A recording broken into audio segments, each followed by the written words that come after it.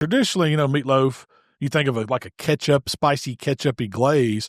Well, I wanted to take that, but put that little Mexican-style spin on it. So I used some of the gringo seasoning in it, some more of, Valentina. When I say Mexican-style hot sauce, I'm thinking Valentina. It's the cheapest one. Usually they sell at the grocery store.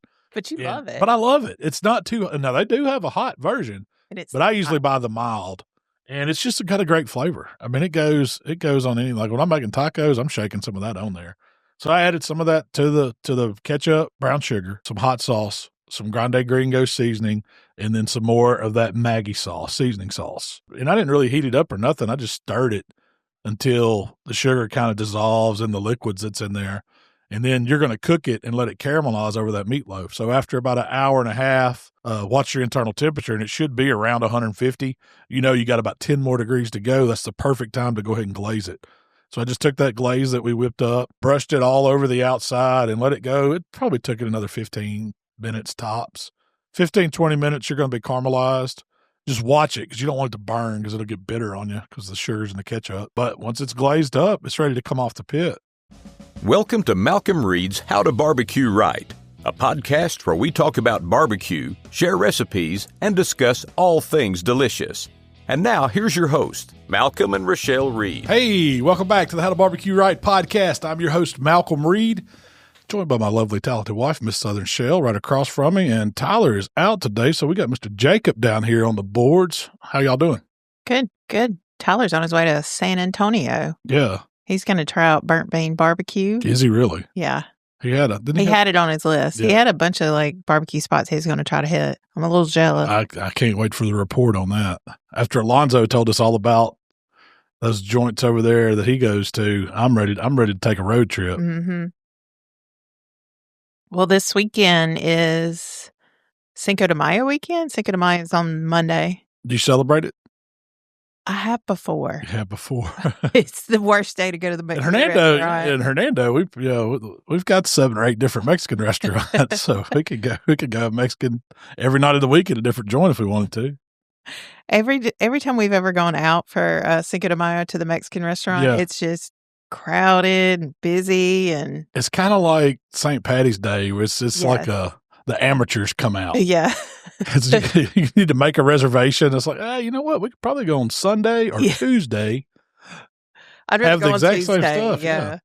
We're actually going tonight. We got our buddy Luke's coming in from up in Michigan. He's going to a contest with Swan Life this weekend, and he's flying in. He's like, man, y'all want to go get some dinner tonight? And I said, let's go to Mexican, Luke. So that's where we're going tonight. Mexican's the best place for a crowd. If you got a big group. Yeah. They'll give you a big room with a table to seat 16 people and let the margaritas flow. I forgot this is kind of our Cinco de Mayo tonight. It is. Yeah, we probably won't go on the actual day. What's your go-to Mexican order? Mine? Or lately? What have you been getting lately? I mix it up. I've been on taco kick, though. Al Pastor tacos, or what's the other one? The Carne asada tacos. Those have been really good. Birria. Steak. The Michael's been getting the birria. That's good. I hadn't had those in a minute, though. I've been with the Baja fish tacos here lately. That's been your go-to. See, normally you're a 17. Number 17. What is? Tell everybody what a 17 is that you get. Chili relleno and a soft beef taco. And does it come with rice and beans? No. I don't like the rice and beans. It comes with like a guacamole salad. Okay. Which I do love guacamole. So that's your standard. It's like, show goes in, we already know, 17. But you switched it up on us. You've been getting the Baja fish tacos. A lot of cheese in the chili relleno. Yeah. A lot of cheese. That's pretty much all it is. There's no meat in it. It's just a pepper stuffed with cheese and then lightly battered in this fluffy batter I guess they take egg whites and whip it up into almost like peaks, whatever you say when you're baking, and they fold that into like a batter, and that's what they dip that pepper in. It's almost like tempura. Yeah, but it's kind of fluffy though. Yeah. And then they fry it and they serve it with like this, it's like an enchilada gravy or something almost. It's like a red sauce and then more cheese on top. And the quality of your chili relleno. It's actually vegetarian. Yeah, it is. It's on the vegetarian side of the menu. Not when you put that beef taco with it, but still. The quality of your chili relleno depends on like the quality of the pepper. Yeah. And you never know, If you get a good hot one, oh, it's good. What gets me is like you go to different places and sometimes it's like they have the poblano pepper or they have the chili relleno, and it's some places it's the same preparation. They just call them different things. But I have had chili rellenos where it's like a piece of pepper just folded over like some meat and cheese or whatever. And that's not the good one. You want the one that's the actual whole, like poblano or whatever pepper it is that's been blanched, and they split it and take all the seeds out and stuff it back and do the batter fry to it. And sometimes it's different names at different places. Yeah. So you got to. So how do you know which one? Do you look at the picture? You hope it's a menu that's got the pictures on it? Excuse me, is this a whole pepper fried or is this a pepper wrapped over? The wrapped over ones aren't near as good. So this week you did a Mexican meatloaf. I did. That was kind of my Cinco de Mayo. You had that idea, recipe. I think, in the podcast. Well, I had seen some other people do, like a chorizo meatloaf or something like that. Or no, it was a chorizo chili. Chili, yeah, that's what it was. And I was like, man, that'd make a good meatloaf. And so my thinking was, let's take a traditional meatloaf and just kind of add some Mexican style to it. So I used, jalapeno and cilantro and red pepper and onion in it. So, and then my Grande Gringo seasoning and some Mexican hot sauce to give it some flavor. And then and my little secret ingredient was that sauce that they were using when we went to Mexico back in February. And it was at every bar they had Maggi sauce. And they just called it was just seasoning sauce. And I asked them what was that stuff? They had it like in a squeeze bottle. And they were adding it to these beers we were getting, like the Cheladas or the Michelada. Bloody Mary. Bloody Marys. They were putting that in there. And I was like, I asked the bartender, so what is that you're squeezing in there? And he said, oh, it's seasoning sauce. And I was like, what do you mean seasoning sauce? Can I try it? And so I tasted it. And it's not like, it's kind of got a little Worcestershire flair to it, but it tastes like something like think of like a W sauce kind of. It's kind of what it tastes like a lot. But I was like, can I see do you have the bottle this comes in? I said, y'all use this every day? And he's like, yeah, we usually go through a bottle every day. They fill them up. And I said, and they showed it to me, and it was Maggie's. And how do you spell it? M-A-G-G-I or M-A-G-I? Maggi. I'm not sure how you really pronounce it, but it said Maggi seasoning sauce. And so we came back home, and I think you found it on Amazon, maybe? Yeah. Is that where you ordered me some from? Yes, but we also found it at Superlow. They had it at Superlow too. It's Maggi. Yeah. And that's the brand name. You've probably seen it. It's like a little dark colored bottle, yellow label, Maggi. They make different sauces too, because I found a few different ones. I think they make a browning sauce. There's several different ones they make, that brand makes. But the seasoning sauce is the one that's used a lot in cocktails or in cooking. So I just Googled it. The Maggi seasoning sauce is used widely in many parts of the world to enhance flavor for a variety of dishes. It's particularly popular in Germany, Eastern Europe, Asia, and Latin America. Okay. It's usually added to dishes like meat patties, stir fries, ramen, casseroles. Cocktails. Yeah. You want to flavor up a cocktail? Because, it's real savory. So just think of it, it's not adding really a sweetness to anything. It's adding a savoriness to it, like a depth of flavor. Umami. It's a umami flavor. So and it works really well. So it went good in the meatloaf. And once meatloaf, you need some different meat. So I used a 1 pound of ground beef, 1 pound of pork chorizo sausage. To bind it all together, use just some regular old breadcrumbs from the store, and then a couple of eggs. You could have used tortilla chips and chopped them up real. You could. You could. That would work. Anything to kind of bind it together. Fritos would work. Corn chips of any kind like that would definitely work. Any kind of toast, bread. You could take that. You just need a binder. You just need a binder. And once you get it all mixed up, I knew I was going to smoke it, so I just kind of free-formed it because a lot of times I cook a meatloaf at home. If I'm not doing it on a smoker, I'll cook it in like a loaf pan and put parchment paper in there so you can lift it out when you get ready to glaze it and serve it to cut it up. But this one, I was just like, let's just do a free form. So I just used my hands and made it into a loaf shape. And one little tip, and I said it in the video, is like if you're using your hands or you got gloves on or whatever, if you'll spray them or put a little oil on your hands, it'll help keep that meatloaf to sticking all over you. And I use that when we're doing sausage or anything that I'm having to mix by hand. That's a good little tip. But once I got it formed up on the sheet pan, it just went in a 350-degree pellet grill until it hit about 150 while it was smoking. And I think that took about an hour and 20, hour and 30 minutes for it to come up to about 150. What temp did you say? It's like 350. So just like you would in the oven. If you wanted to slow it down and get a little more smoke on it, you could. I just like to get it done in about 2 hours, 2 hours or hour and 45 usually. So 350 is a good temp for it. You also said that like keeping it out of a pan allows it to get smoke penetration. All the way around it. Yeah. If you cook it in the pan, you think about it, you're not only getting some flavor on the top of it from the actual smoker. So freeform loaf does a lot better to get you that little smoke ring, and you get more of that smoked grilled flavor on it. So while it's smoking, I went ahead and mixed up a glaze. And like traditionally, meatloaf, you think of it like a ketchup, spicy ketchup-y glaze. Well, I wanted to take that, but put that little Mexican style spin on it.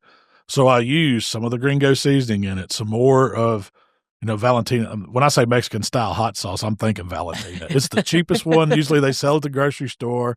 But you love it. But I love it. It's not too, now they do have a hot version, but I usually buy the mild. And it's just got a great flavor. I mean, it goes on any, like when I'm making tacos, I'm shaking some of that on there.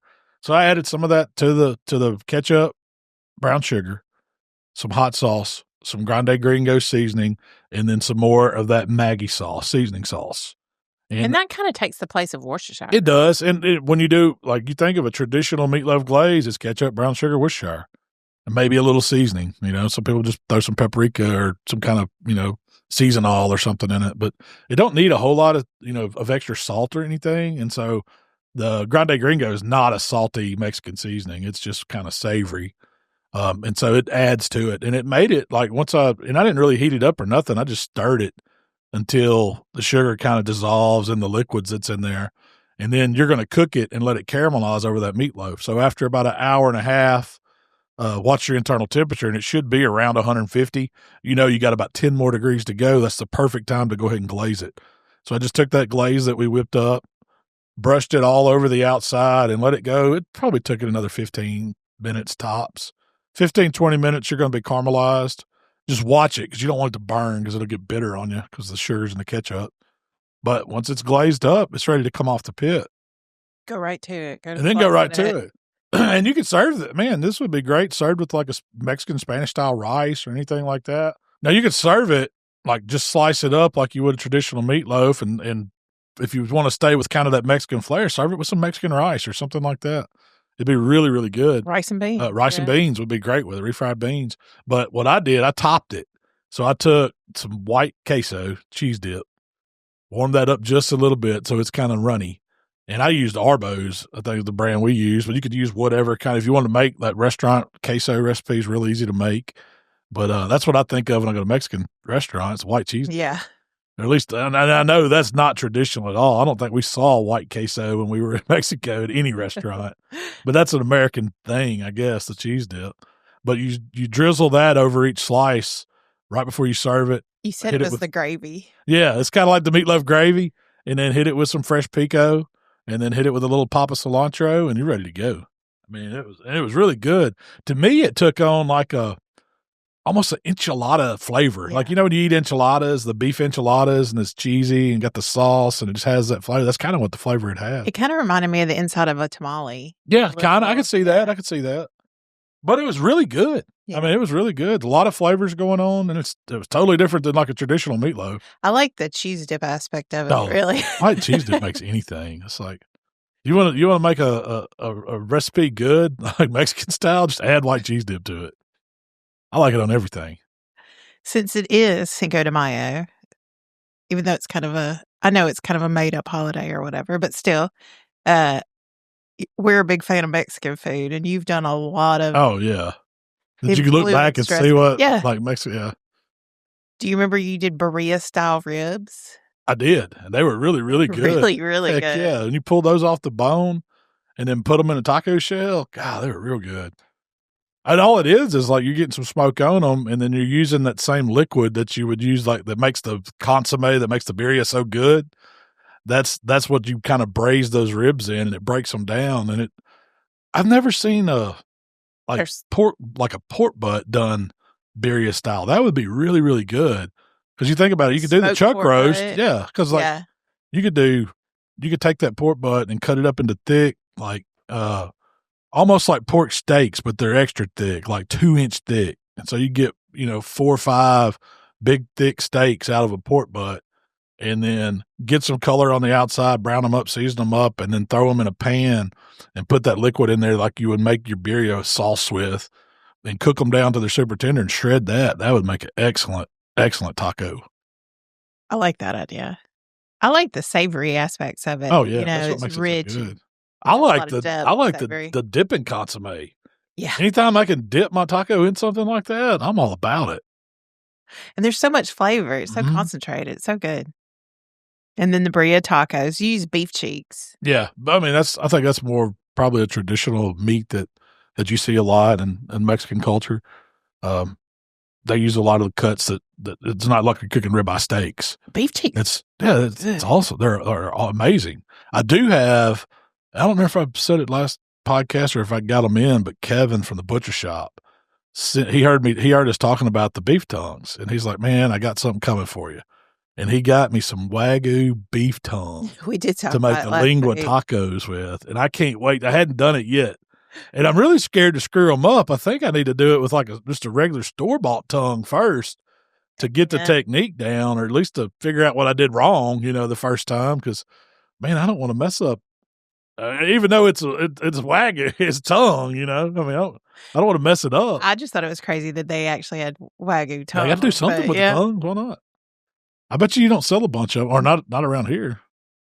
Something we do a lot of is grilled chicken tacos. Oh, using the boneless, skinless thighs, it makes a fine taco. And you can do the burn-ass chicken style, just do it like you can marinate it, like a Mexican style marinade. Yeah. Hit it with some seasoning, throw it on the grill. It's fast. You could do it on a flat top. You could do it just over live coals, however you want to. I've done them on pellet grills. Heck, I've even done them in the oven or air fryer. Just for something They're not fast. bad. They're not bad. They're not bad. The air fryer now. I feel like firing up the grill, throw them in the air fryer or the oven. You can still run that oven up to 400 degrees, and it cooks them within 30 minutes. There's a store-bought marinade it's like cilantro lime marinade. Is it Private Selection at Kroger? Yeah. I don't know if there's another brand that has it, but anyway. There's one that's like Simple Life, and that's another Kroger store brand, I think. It's in like Simple Life. It's like that white label that's kind of a little bit yellow, a little bit green. It's supposed to be a healthier option from like marinades and sauces and stuff. Do they have a scent? Yeah, that's the one that's the cilantro lime, I think. Because the Private Selection is the black label, and they've got a birria sauce that's really good at Kroger that if you don't want to go to the trouble of making your own, you can just start with 2 jars of that, and it makes a heck of a base for it. Just add some water to it. I decided one day I was going to make them and use that, and you made fun of me. Yeah, I know, but it was dang good. And recently, I haven't tried them yet, but I've been seeing a lot of it on social media is those birria bombs. And it's like all of your seasonings and flavors concentrated into this. It looks like a bath bomb, the big ball. Yeah. And I guess you just throw that. I guess you just put that in the water and let it melt out, and then add your meat to it once it warms up, once you get it browned. And it's all of your flavors are concentrated in there. I thought that was a great idea. And I guess they're just packing all those flavors into like a compression, like a pill press type thing, and pressing it into a ball. You also did a recipe. This has been fairly recent ago of taco onions. Is that just the red onion, pickled red onions? They go really good. Like that'd have been good with the meatloaf too. Pickled red onions. Heck yeah, with that cheese dip on top. So like when I eat taco, I'm not like a lettuce and cheese guy. I want cilantro, I want green onion or white onion, or pickled onion, and I want like the Diablo sauce or tomatillo sauce or something like that. That's how I like to eat them. So what are taco onions?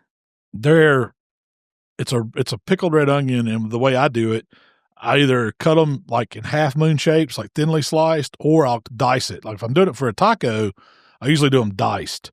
But sometimes I do rings. I don't know. I don't guess it really matters how you dice it up. But you need one purple onion. And I always use purple. I'll never use white. I don't know. We've tried the white before. It's not as good. To me. I think the purple are just way sweeter. So I take that. I take 1 cup of white vinegar and 1 cup of water, usually in like a little Pyrex measuring cup that's microwave safe. I stick it in the microwave and put it on 5 minutes. Usually it's boiling by 4 minutes, and I pull it out. And then I add in a tablespoon of salt and a tablespoon of sugar and just a pinch of red pepper flakes. And I stick it back in there for that last minute just to get that sugars and salts rolling. I stir it up real good. I take all those onions and I put them in like a food service type cup. It's kind of like a deli. I think they call it a deli cup. Thing. Yeah, it'll work. Any bowl with a lid, any takeaway or Tupperware or anything. Yeah.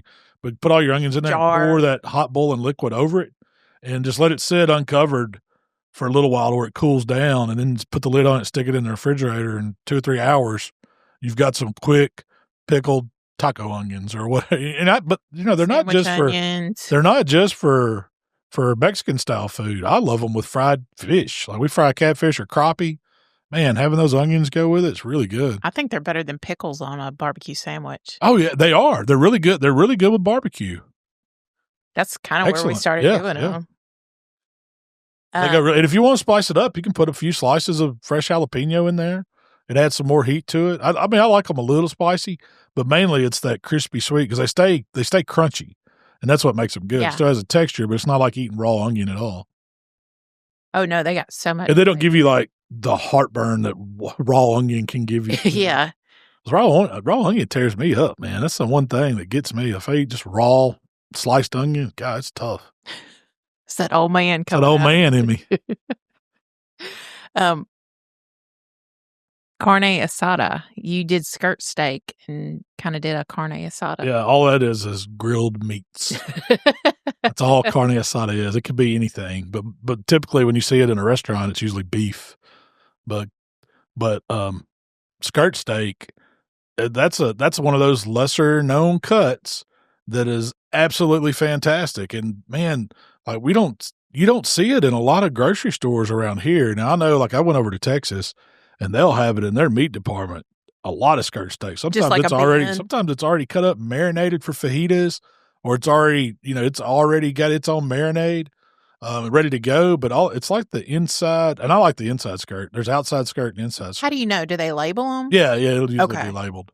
But if you look at it, it's not very appealing because it's usually kind of long. It's got a lot of, what looks like fat pockets and sinew and stuff on it. And I trim some of the heavy stuff off of it, but when you get it, it's just kind of, it's thin in places and you got to stretch it out. And usually it's long because it's like, I think it's the inside of like the diaphragm muscle on a cow is what I believe it is. I mean, don't quote me wrong. I'm not no meat scientist or whatever, or cut expert, but it's really, really good because when you cut it right, you grill it fast and you cut it across the grain, it is tender as can be. And it's packed full of flavor. So it really makes great like taco meat. Like when you're slicing it, and what I usually do is you'll get it, and sometimes it's 24 inches long or longer, so you can cut it up with the grain into like steak size pieces. Or if you got a grill big enough, you can marinate and grill the whole thing at once. But then when you come back and cut it, you need to make sure that you're going to trim it across the grain for slicing for serving. So what I'll do is just usually break it into steak size pieces, and I can see where the grain runs, and it makes it easier for me. And grilling smaller pieces is easier too. It's just, you turn them a little more often because there's more pieces, but it's easier to control them, get them off the fire, and get an even cook on all of it. I think you get better crust on all of it. You get that browning effect a little better, seared up. That's the only way I've really ever cooked skirt steaks, like directly over coals on a grill. I've never tried to smoke it or do anything else to it. Do you think it would work?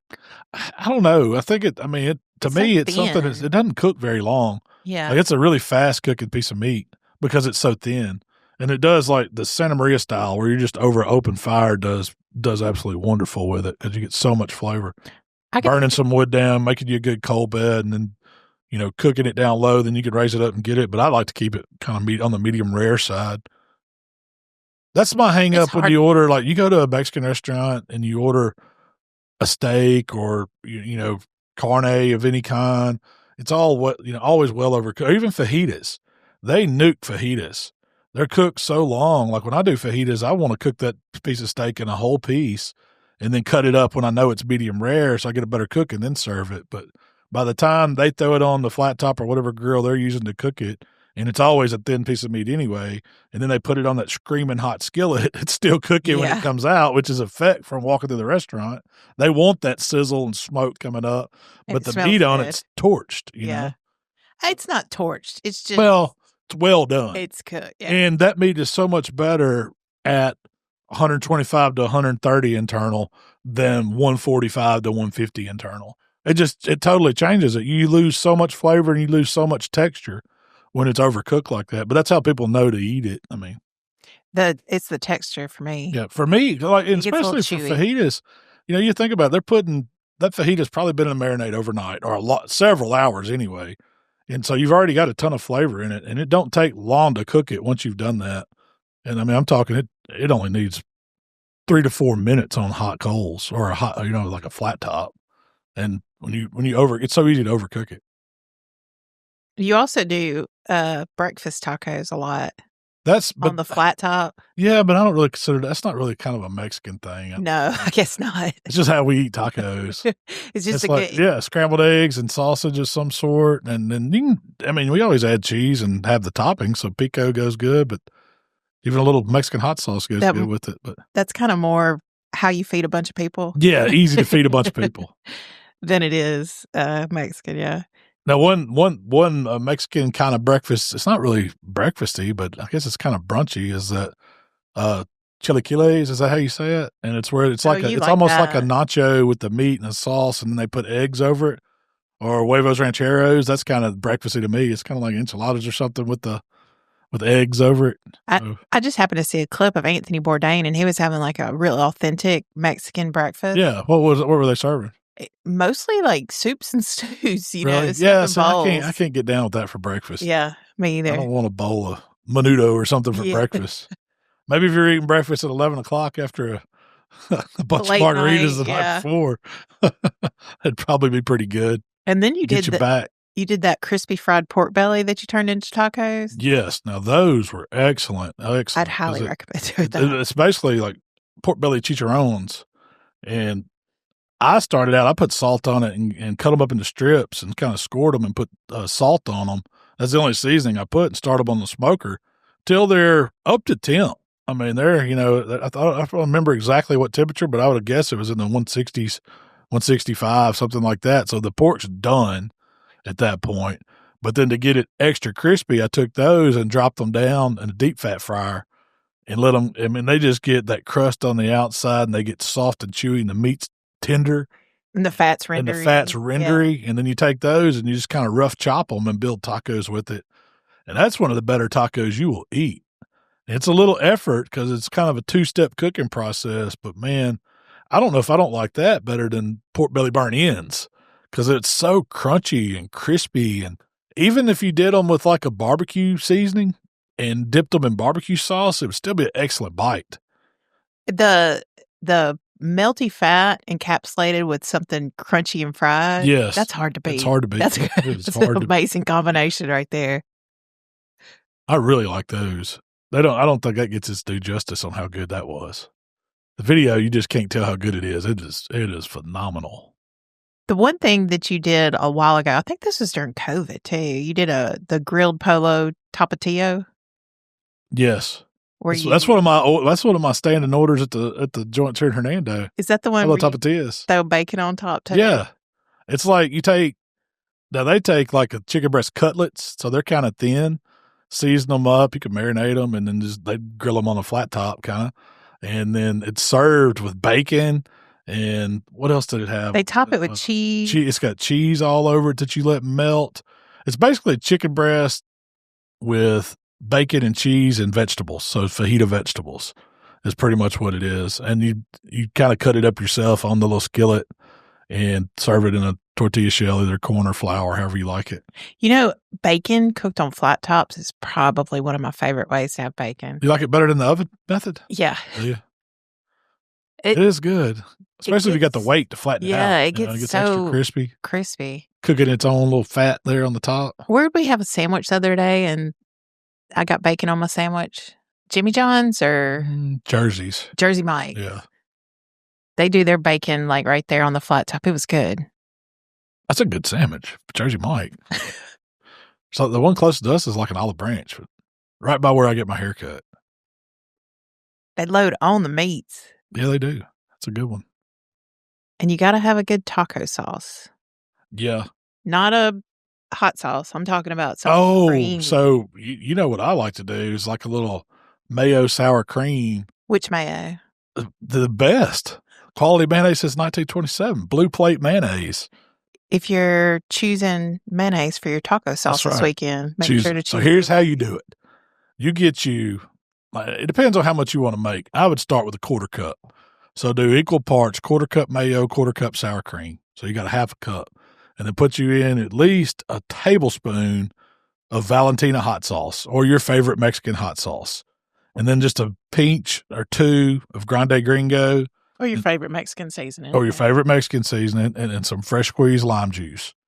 It makes, and you stir that up and just let it sit. And really you can add like, if it's too thick for you, just add like a teaspoon of water at a time, tap water, until you get the right consistency. Usually for me, it's like 2 teaspoons of tap water to get it right because I want it towards drizzly. It's not like thick, like a dipping sauce. It's more of a drizzly sauce. And that makes one of the best creamy taco sauces. And it's so easy to make. I like the one you make with fresh avocados too. That's like an avocado cilantro one. Yeah. And I do the same. I'd take like one whole avocado, chunk it up, handful of cilantro, and sour cream and mayonnaise again, and put it in a blender, and you just blend it till it's smooth, and then you can adjust the flavors on it. Like if you want, you can season it however you want. Pinch of salt, little cumin. Salt. Yeah, they can take the salt, and then fresh lime juice in it too. That's usually what I thin it down with to give it that citrusy pop, and that's a great little sauce too. I like the different sauces that you get. That's why I like the green, kind of the Tipitio sauce, and the Rojo sauce, the red, and the Diablo is one of my favorites. It's really hot. It's like a different pepper blend sauce. And usually you have to ask for it. They don't just serve it. You got to ask for the Diablo. I have hurt myself on Diablo too. It depends. It depends on where you are. I think it depends on who makes it at the restaurant. I think so too. Because some of them, like even the same restaurant, some days you'll get it and it's not, this is just flavorful. And then some days you get it. Burn you down. Burn you down. You'll be coughing and spitting, eyes watering, sweating. That's when it's good. Get those endorphins kicking in. On the community, American Smoke posted they made their own taco holders. Did you see it? No, what were they? It was like beer can. Oh, heck you squished it down. That's a good idea, man. Genius. It was perfect taco like a Modelo can. Yeah. Squeeze it. You put the taco in it. You do a Coke can for the kids, but yeah. Yeah. I'm down with it. And then when you're done with it, you just throw it away. It's perfect. It was genius. So this weekend you cooked some kebabs. I did. Really good. You just woke up one day and said, I want some kebabs. I don't know where I got that urge to cook some kebabs from. I just wanted something different. Well, it was warm, and then I was thinking how good some grilled vegetables would be with some meat. And so we just kind of bought some different stuff, and we were at Aldi. I think I don't know where we'd been that day, but we stopped at Aldi, and I bought, just some zucchini squash and some yellow squash and some mushrooms and purple onions. And what else did I put on there? Bell pepper, different colored bell pepper. That was my veg. And for the meat, I bought a sirloin steak, and I bought a pork tenderloin and some chicken thighs, the boneless, skinless chicken thighs. I got it all at Aldi. And we took it home, and I marinated the meats, like the chicken thighs. I just dumped them in a bag and put some Grande Gringo in there and some of that same cilantro, lime, whatever marinade that was. Simple Life. And then for the meats, I didn't do anything crazy for them. The pork. You said that you realized. The pork one, I didn't realize, but I bought a marinated pork tenderloin. It was teriyaki flavored. And when I saw it, I didn't notice it till I got it home. And I was going to throw it in a marinade, and I was like, oh, dang, it's already got. That's going to be weird, And so I was like, not the flavors. So what I did was I seasoned it real heavy with Grande Gringo on top of all that teriyaki marinade, threw it in a bag, and just let it hang out. And the steak, I just did like a basic Worcestershire sauce and, seasoned it up a little bit. I wouldn't do anything crazy. And you did use some Grande Gringo on it too. Cut it up into chunks. So I went ahead and the pork tenderloin, I didn't cut the chunks. I left it whole. The steak I cut into kebab style chunks. And no, you know what? I did not. I marinated it whole too, and threaded all my vegetables on the skewer, seasoned them up. So you don't do vegetable and meat on the same skewer? No. I don't like it like that because the vegetables, to me, they all cook at different times. And like once you put your vegetables and your meat on there, either your meat's going to be, to get the vegetables done, your meat's going to be toast, or either your vegetables are going to be raw when you take it off for the meat. So it's easier to me to keep my vegetables separate and keep my meat separate, cook them independently, and then just put them in a big bowl or whatever serving dish when you get through. Typically, I take them off the sticks and stuff when I serve them, so you can get as much, or if you got favorite things you want. But it just looks cooler to me than having to take it off the stick at the plate. I like the way you do that. You do your meat and veg on different, because I don't like when your meat's overdone and your veg is raw on a skewer. Yeah, I'm the same way. So I started, and the vegetables take way longer.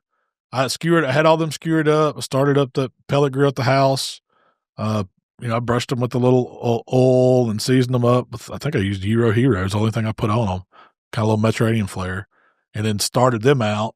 And I had my meat going, so I started up a Weber kettle on the side because I knew I was going to kind of sear some stuff too. So I started, once I got the vegetables going pretty good, flipped once, I kind of scooted them all over to one side, put all my chicken thighs on, set the pork tenderloin on the smoker, and I put the sirloin steak on the smoker. And I let that sirloin go about 15 minutes. I looked at it. It was probably about 115 inside. Took it off, and I had my Weber screaming hot over on the side. And then I went ahead and seared it. Like, I gave it about 7-10 minutes or whatever, letting the pork tenderloin catch up. And then I seared that steak first. I threw it on there. It was like 2 minutes, and it was done. It was hitting right where I wanted, like 130. Pulled it off, cover it with foil loosely. The pork tenderloin had got up to, I like taking them to 135. So once it hit about 125 on the smoker, that's when I knew I wanted to get some sear on it. So I took it off, gave it about a 5-minute rest, put it on the hot coals, and I just kind of roll it. Like I let it go a minute and then kind of roll it another minute and roll it. That way I'm getting a sear on all sides of that. Put my probe in it. When it hits 135, I'm taking it off, letting it rest beside the steak. And the chicken thighs, I did skewer them. So what I did is I took each boneless, skinless thigh and I cut it in half. So it's not such a big piece of chicken. And then I doubled that up on my skewers and started them on the pellet grill. And then they're not going to get any kind of sear on the outside on that pellet grill. They're getting color and they get done and they stay juicy, but they don't get any kind of sear. So once I tempt just a piece of it. It's kind of hard to tempt that stuff on a stick because it's all folded up and you don't know. But I was like, well, it's, 155-ish. It only needs, a little bit more. I mean, I like them to be about 170 when I take them off. So I let them roll and then took them off the pellet grill while my vegetables were about to finish up and just put them at the last minute. I threw them on, skewer and all, on the Weber grill. And it seared one side. I flipped them, seared another side, was checking temp. Once I saw 170, those were done. And so I had all three of my meats done. The vegetables come off. We went inside. It's time to eat. Well, I sliced that steak up super thin, sirloin, because it don't have much fat. You cut it in big chunks like you would a kebab. It's going to be real chewy. I mean, it's okay, but it's better sliced thin. So I like to be able to get the vegetables and have thin slices of the steak. The chicken, I just left it alone. You got a nice chunk of chicken. And the pork tenderloin, I cut it up into pretty good sized slices. Like medallions. Yeah, medallions. And then that's what we ate. But the consensus was that that fusioned Mexican teriyaki pork tenderloin stole the show. It was pretty good. And pork tenderloin's like typically my least favorite. Yeah, I would have said, and next to me, it was the chicken and then the sirloin steak. Yeah. I mean, it was all good. I don't think there was I ate on that for 2-3 days because we had 3 different kinds of meat and I just put them in Ziploc bags and that's a nice little protein snack. It was really good. Kentucky Derby Saturday. It is. They're going to run how far is that track? Is it a mile point something? Do you know how far that is they run? I have no clue. I don't know anything about horse racing. I know they got some good drinks. The mint julep. Yeah, that's the one. Are you a mint julep fan? No. See, I like it. Too sweet. I like it. Well, I have had the premix ones that are way too sweet. Maybe that's what it is. We went to a derby party, and I think, they were way too sweet. They're way too you didn't sweet. like them. But when you make them like just with like one sugar cube and you muddle it with the mint and then you do it, it's not that sweet. It reminds me of like a kind of a mojito-ish instead of rum, you're using bourbon. Kind of has that flair to it. So I'm a fan of them. I'd give it another shot. I like them. I don't know what do they eat at the Kentucky Derby? What is it? Is it known for any? I guess the hot brown, Kentucky hot brown. Looks like a open faced sandwich. Yeah. What's on the? It's like a turkey. Think of it as like a turkey melt, open faced turkey melt. So I think you like thick sliced bread like Texas toast. Is it turkey? Is it sliced not ham? Turkey, sliced turkey and bacon. Okay. And then they do like this. I forget what you call the sauce. It's like a cheesy bechamel sauce. I'd be down with that. That goes all over the top, and then you throw it in the oven and kind of toast it until it's all bubbly and starting to brown up a little bit, and it's a Kentucky hot brown. I don't know how you would serve that out at the horse races. Yeah, it seems but messy. It seems pretty messy, but it sounds really good to me. I imagine them eating little finger sandwiches. Derby sandwiches, Derby day sandwiches. Cucumbers. Huh. Cucumber sandwiches. I've never been to a horse race. That's one I'd like to do. I'd like to go to a horse race. I bet you they have some good bourbon there. You get you one of those fancy hats that the ladies wear. I'd be down for that. Yeah. I don't know if I'd like a derby suit, though. I don't know. I could break out a colonel. I could break out my colonel. I bet you there's a bunch of colonels at the Kentucky Derby.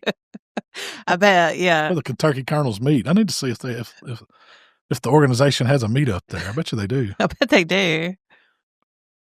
That seems like that'd be made for me. Seems drink bourbon all day and watch some horses race. Walk around in your colonel suit. My colonel suit, yeah. I need to break that back out this weekend. Maybe I wear it to what day is the Derby? Sunday? It'd be No, it's Saturday, right? I don't know. Yeah, it's probably a Saturday afternoon, isn't it? Yeah, it usually is. The How to Barbecue Right podcast is brought to you by our friends at Primo Grills.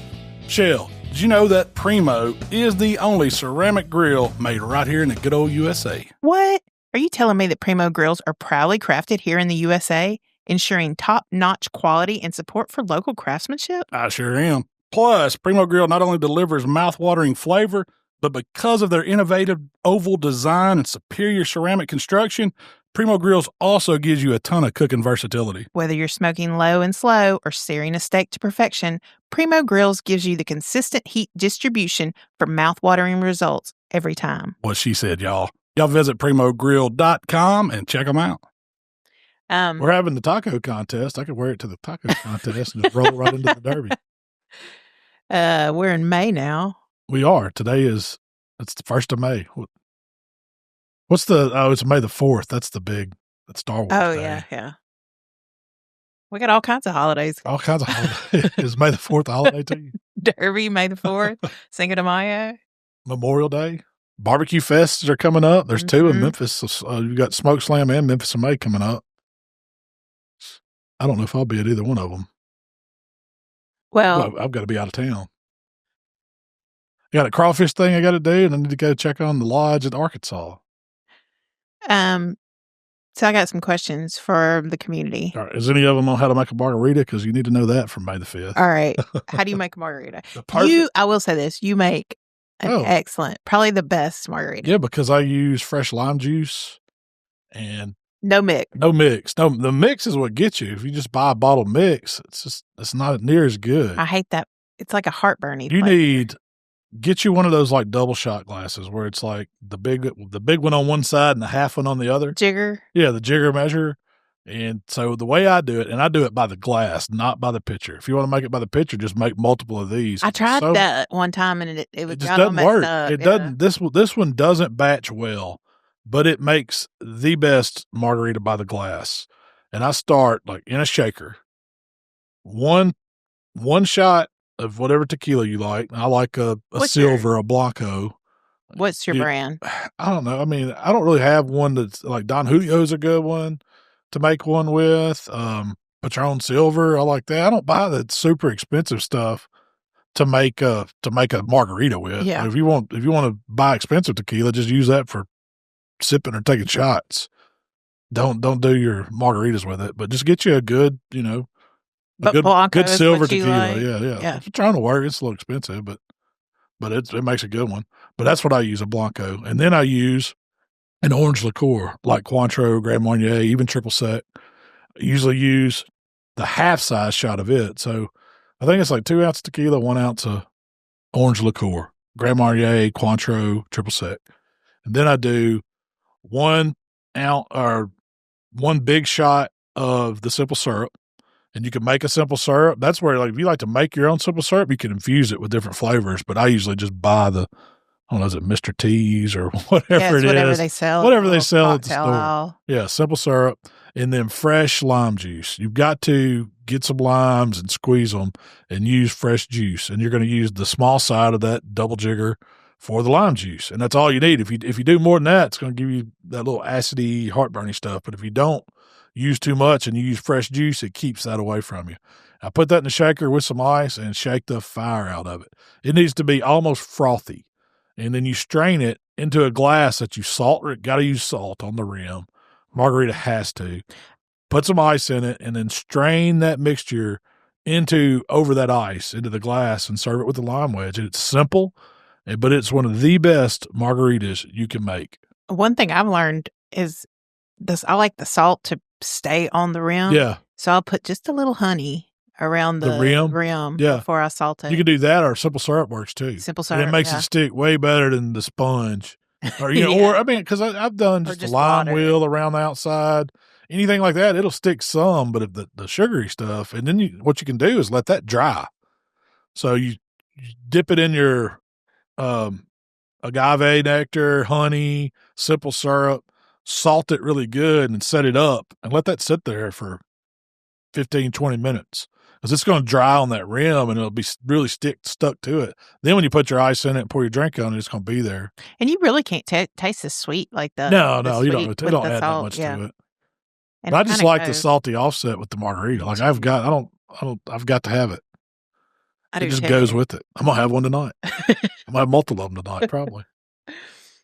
That's my go-to Mexican restaurant drink. Usually I'm good for a jumbo margarita and then a big beer. And that's perfect. Anything more than that, I can get out there. I used to do 2 of each, but I've gotten older. I got to slow down. So one jumbo, one top. But see, I ordered a top shelf jumbo, and usually what they do with that, instead of using the mix, they make it with lime juice, and then they'll also add orange juice. Yeah. So fresh orange juice. And that makes it a good one too. But and they seem to add a little more tequila in that. A little more tequila. If they really like you, they'll just go and break a shot out too. Try this. And it gets out there. So Scotty had a question. What is it? If you're going to do chicken for a large crowd, do you prefer whole chickens pulled or thighs? Large crowd? For a large crowd, I like pulled chicken. That's usually the way to go. And you're getting the best of both worlds, the white meat and the dark meat.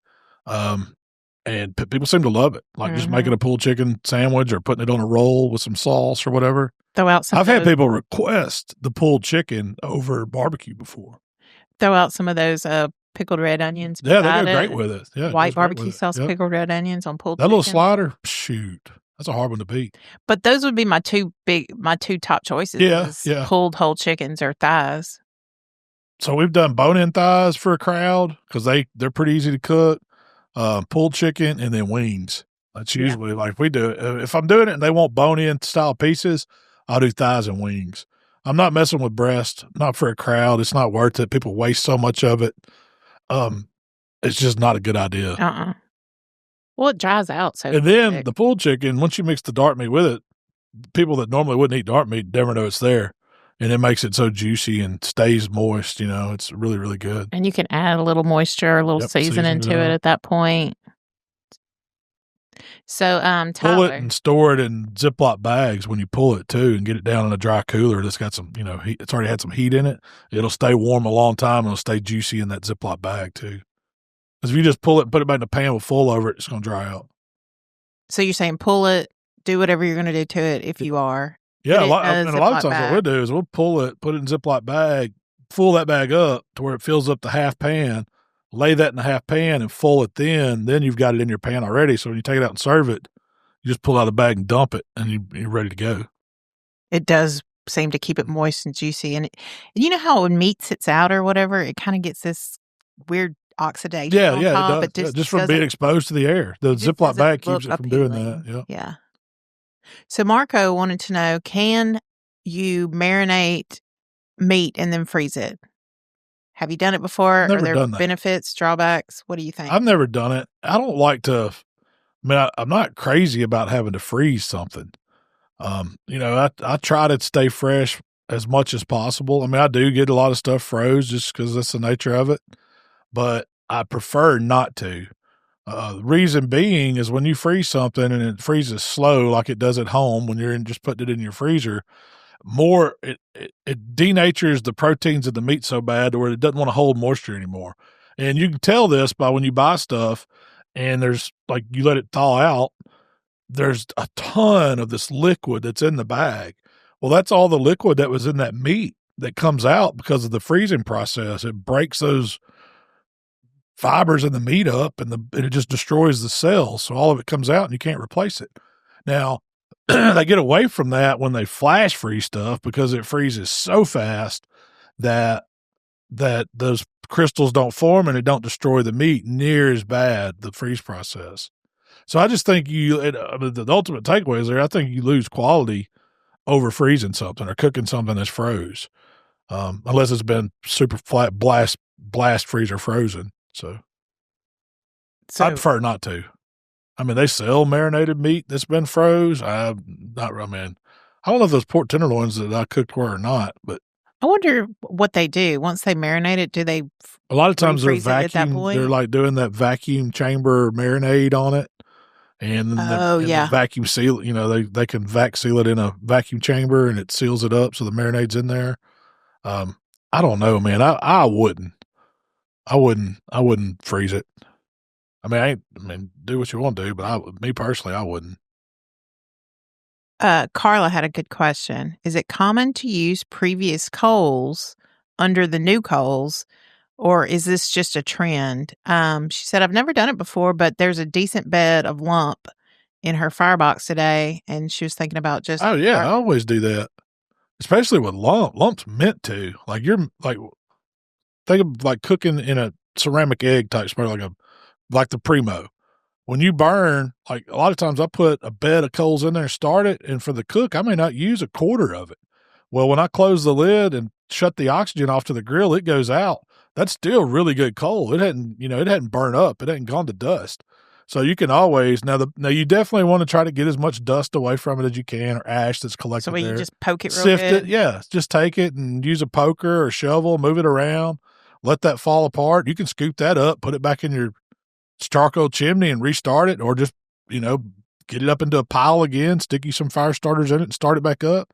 If you need more coals than that, add fresh to it.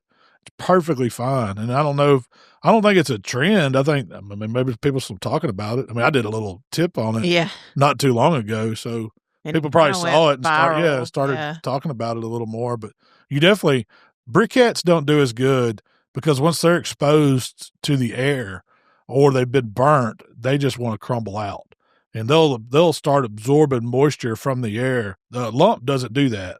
Lump doesn't absorb moisture like a briquette product does. And so that's why, you may get an extra burn out of some leftover briquettes in your grill, because I've done it. Would you be afraid to? I wouldn't be afraid to use them. Yeah. But just know that they're not going to last very long because they might not burn as good just because they've been sitting there. And it really depends on how long they've been sitting there. But if I've still got some stray briquettes in my grill, when I go to light it, I'll scoot them over, burn them up. But I don't think you have to throw it out.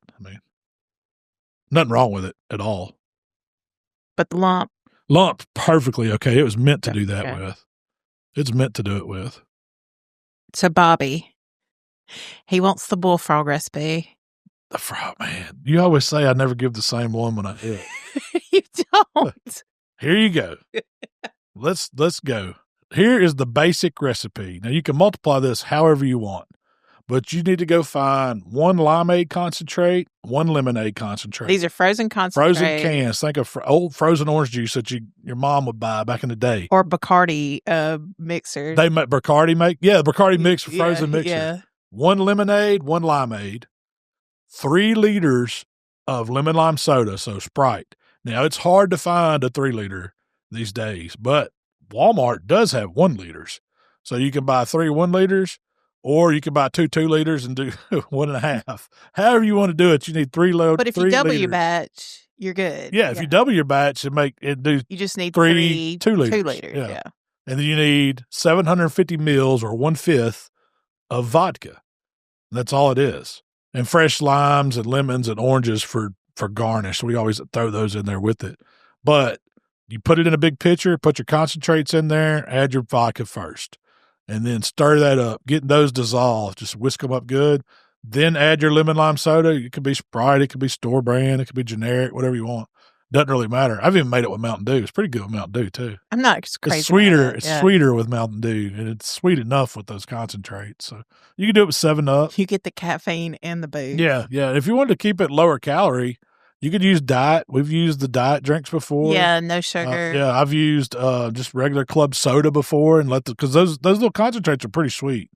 So you could use 3 liters of club soda. Whatever you want to use like that will work.